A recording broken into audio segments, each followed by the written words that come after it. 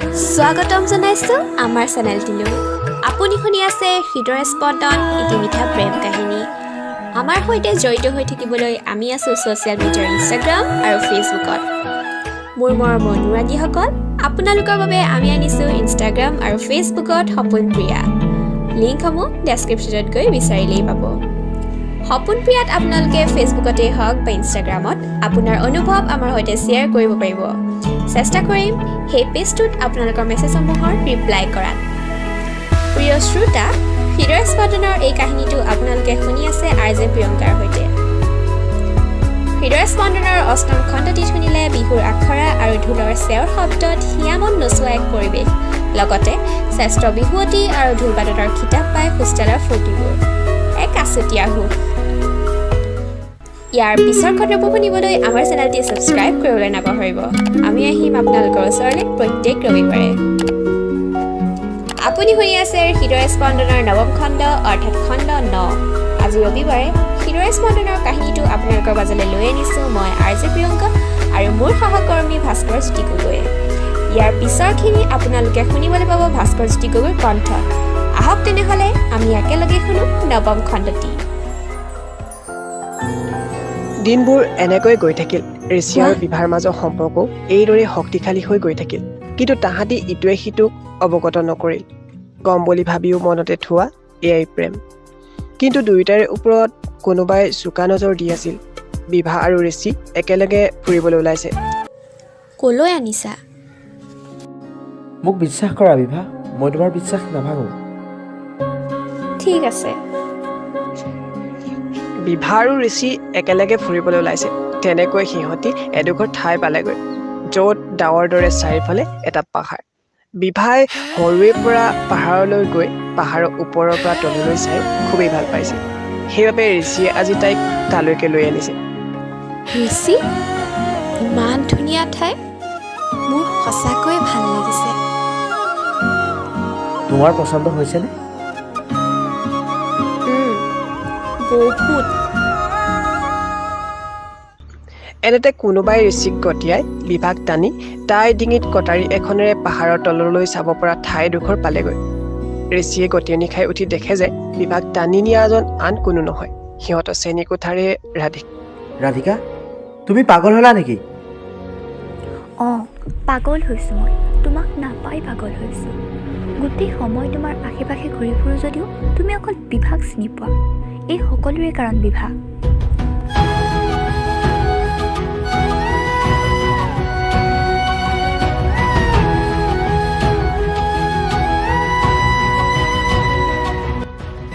এনেতে মুমি আহি পালেহি। মুমিয়ে সকলো দেখি ৰাধিকাক বুজালে। চা ৰাধা, তই যদি সঁচাকৈয়ে ঋষিক ভাল পাওঁ তেনেহ'লে তই তাৰ সুখতে সুখী হ। মই তেনেকৈ থাকিব নোৱাৰোঁ। এৰি দিয়া ৰাধিকা। তেনেকৈ কৈ থাকোঁতেই ৰাধিকাক কোনোবাই গতিয়াই দিয়াৰ শব্দ আৰু বিভাৰ মুখত এটা কাণ তালমৰা চিঞৰ শুনিবলৈ পোৱা গ'ল। ঋষি! মুমি, এয়া তই কি কৰিলি?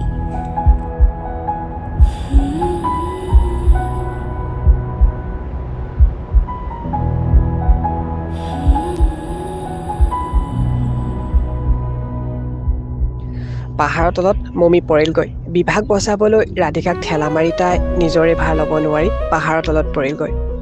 বিভা তাতে বহি পৰিল। ঋষিয়ে তাইক সাৱটি ধৰিলে। তাইৰ মনৰ ধুমুহাজাকৰ উমান ঋষিয়ে পাইছে, যাৰ বাবে সৰু ছোৱালীৰ দৰে মৰমেৰে বুকুত ঋষিয়ে জোৰকৈ সাৱটি ৰাখিছে।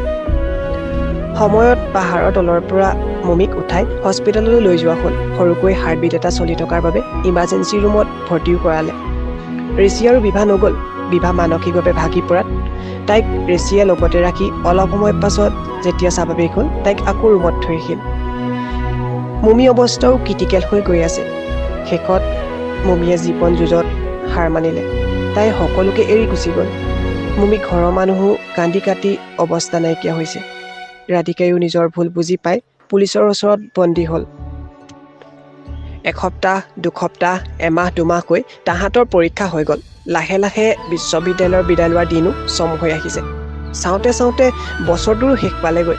কিন্তু দুয়োটাৰ মনতে ভাৱবোৰ থাকি গ'ল, মাথো স্মৃতি হিচাপে থাকিল। নিজৰ মনতে কথাবোৰ পাগলিহে আছে। বিভাই মাক দেউতাক ৰাকেশৰ খবৰ লৈয়ে থাকে। ইউনিভাৰ্চিটিৰ পৃথিৱীখনত সোমাই পৰিলে যে কি বিহু, কি পূজা, কি ৰাস এইবোৰ চাবলৈ সময়ে নাপায়।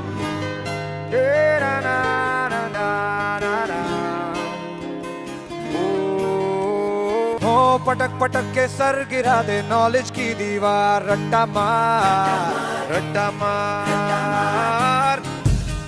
এনেকৈ গধুৰ মন এটা লৈ ইউনিভাৰ্চিটিৰ শেষৰ পৰীক্ষাটোত সকলো বহিল।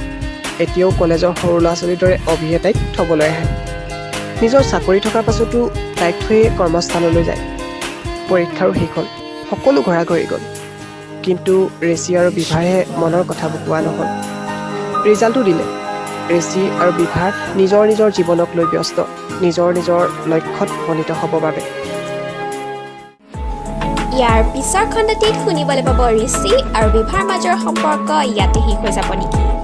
সম্পৰ্কটোৰ নাম দিব নোৱাৰি এটা সম্পৰ্কৰ বাবে আন এটা সম্পৰ্ক হেৰুৱাব নিবিচাৰি ৰৈ যাব নেকি সিহঁতৰ সম্পৰ্কটি? ইয়াৰ পিছৰ খণ্ডবোৰ শুনিবলৈ অধীৰ আগ্ৰহেৰে বাট চাব বুলি আশা ৰাখিলোঁ। আজিৰ কাহিনীটি ভাস্কৰৰ কণ্ঠত শুনি কেনে পালে জনাবচোন। আজিলৈ বিদায়, পুনৰ আহিম আপোনালোকৰ ওচৰলৈ 10ম খণ্ডটিৰ সৈতে।